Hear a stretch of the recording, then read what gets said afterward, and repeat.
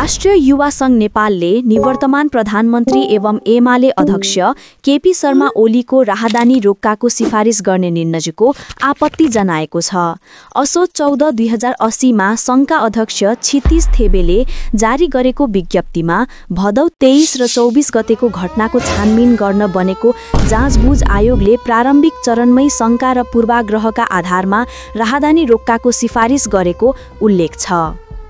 त्यसैगरी संघले एमालेका पोलिट ब्युरो सदस्य महेश बस्नेतमाथि प्रतिशोधपूर्ण ढङ्गले व्यवहार गरे सरकारलाई प्रत्युत्पादक हुने चेतावनी दिएको छ। कमरेड महेश बस्नेतमाथि समेत प्रतिशोधपूर्ण ढङ्गले मुद्दा चलाउने समाचार आएका छन्। यस प्रकारका प्रतिशोधयुक्त क्रियाकलापमा सरकारलाई अग्रसर नहुन हामी जोरदार माग गर्दछौँ र यस प्रकारका गतिविधि वर्तमान सरकारलाई प्रत्युत्पादक हुने कुरामा समेत सचेत गराउन चाहन्छौँ विज्ञप्तिमा भनिएको छ। यस्तो छ राष्ट्रिय युवा संघ नेपालको पूरा विज्ञप्ति।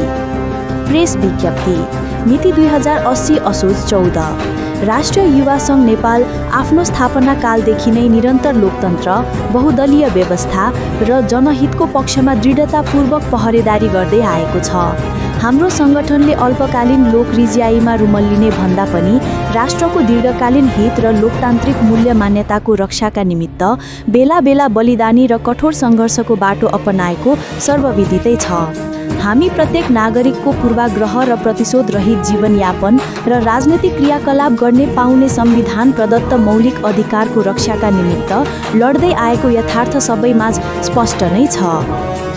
यसै सन्दर्भमा वर्तमान सरकारले पूर्व प्रधानमन्त्री तथा नेकपा एमालेका श्रद्धेय अध्यक्ष केपी शर्मा ओली लगायतको राहदानी रोक्का गर्ने निर्णयको प्रति हाम्रो संगठन गम्भीर चासो र आपत्ति प्रकट गर्दछ। असोज 14 र भदौ 24 गतेको घटना सम्बन्धी जाँचबुझ आयोग 2082 ले बिना कुनै आधार र प्रमाण जाँचबुझको प्रारम्भिक चरणमै विशुद्ध शङ्का र पूर्वाग्रहको आधारमा राहदानी रोक्काको सिफारिस गरेको तथ्य छर्लङ्गै छ। हामी उक्त घटनाको निष्पक्ष छानबिनको पक्षमा छौँ, तर छानबिनै नगरी प्रारम्भमै अपराधी करार गर्ने गरी गम्भीर प्रकारका निर्णय गरिनु आपत्तिजनक छ। आफ्नो सम्पूर्ण जीवनै नेपाली र नेपालका निमित्त समर्पण गर्नुभएको, आफ्नो सबै श्री सम्पत्ति राज्यलाई सम्पिसक्नु भएको र जस्तो सुकै परिस्थितिमा पनि मुलुक छोडेर नजाने घोषणा नै गर्नुभएको पूर्व प्रधानमन्त्री जस्तो व्यक्तित्वलाई अत्यन्तै हलुका ढङ्गले राहदानी रोक्का जस्तो निर्णय गरेर प्रतिशोध साध्ने अराजनीतिक कार्य भएको छ। यसका साथै सरकारले हाम्रो संगठनका पूर्व इन्चार्ज नेकपा एमालेका पोलिट ब्युरो सदस्य महेश बस्नेतमाथि समेत प्रतिशोधपूर्ण ढङ्गले मुद्दा चलाउने समाचार आएका छन्। यस प्रकारका प्रतिशोधयुक्त क्रियाकलापमा सरकारलाई अग्रसर नहुन हामी जोरदार माग गर्दछौँ र यस प्रकारका गतिविधि वर्तमान सरकारलाई प्रत्युत्पादक हुने कुरामा समेत सचेत गराउन चाहन्छौँ। यसका साथै गृह मन्त्रालयले एक विज्ञप्ति मार्फत गत भदौ 24 गते विध्वंसकारी गतिविधिमा संलग्न हुनेलाई नियमित कानुनी प्रक्रिया अन्तर्गत कारबाही नचलाउने भनेर गरेको निर्णय अत्यन्तै दुःखद र निन्दनीय छ। यस प्रकारका निर्णयले दण्डहीनतालाई प्रश्रय दिने र कानुनी राज्यको उपहास गर्नेछ। तसर्थ यस निर्णयलाई तुरुन्त सच्याउन र नेपाल प्रहरीको मनोबल उच्च राख्नमा सचेत रहन जोरदार माग गर्दछौँ।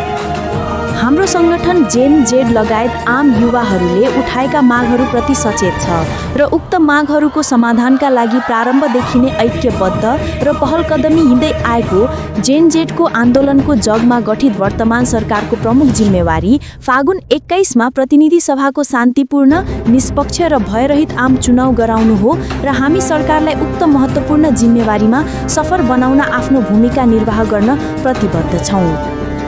तर वर्तमान सरकार आफ्नो मूल उद्देश्यमा केन्द्रित भएर आम चुनाव मार्फत मुलुकलाई फेरि लोकतान्त्रिक बाटोमा दोर्याउन भन्दा अनावश्यक रूपमा राजनैतिक पूर्वाग्रह र प्रतिशोधमा संलग्न हुन खोजेको आभास भएको छ।